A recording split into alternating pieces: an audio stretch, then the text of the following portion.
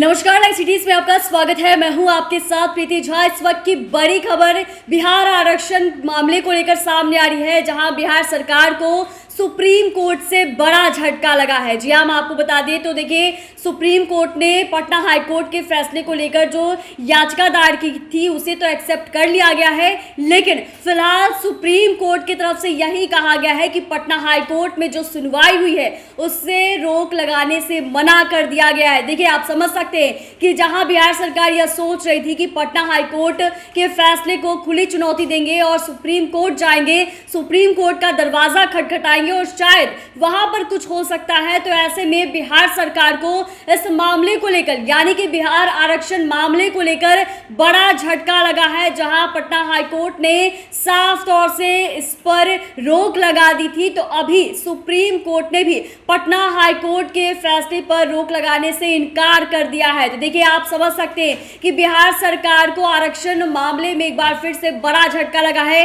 एक बार तो Patna high court की तरफ से झटका उन्हें लगा ही लगा है, और आज जब याचिका दायर कर लिया गया था और ऐसे में ये तमाम चीजें जो है वो निकलकर सामने आ रही है, एक समय जो है वो भी दिया गया है सुप्रीम कोर्ट की तरफ से। देखिए, सितंबर तक का समय जो है वो दिया गया है। देखिए, बिहार सरकार को सुप्रीम कोर्ट से आज बड़ा झटका लगा है। बिहार में आरक्षण को बढ़ाकर 65% करने के खिलाफ पटना हाईकोर्ट का फैसला फिलहाल बना रहेगा। सुप्रीम कोर्ट ने इस पर रोक से मना कर दिया है, और वहीं सुप्रीम कोर्ट ने कहा है कि वह सितंबर में मामले पर विस्तृत सुनवाई करेगा। पटना हाईकोर्ट ने बिहार सरकार के आरक्षण बढ़ाने के फैसले को रद्द कर दिया था, और फिर राज्य सरकार इसके खिलाफ जो है वो सुप्रीम कोर्ट पहुंची थी, और राज्य सरकार यह सोच रही थी कि सुप्रीम कोर्ट से शायद उन्हें राहत मिल सकती है। जब वो वहां जाएंगे तो हो सकता है इस आरक्षण मामले में जब सुनवाई होगी तो कई तरीके की चीज़ें जो है वो निकल कर सामने आ सकती है। और ऐसे में आप समझ रहे हैं कि कैसे पटना हाईकोर्ट के फैसले को नीतीश सरकार ने सुप्रीम कोर्ट में चुनौती दी थी, लेकिन फिलहाल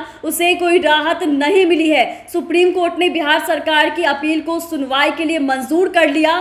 कोर्ट ने वकील मनीष कुमार को नोडल वकील नियुक्त किया है।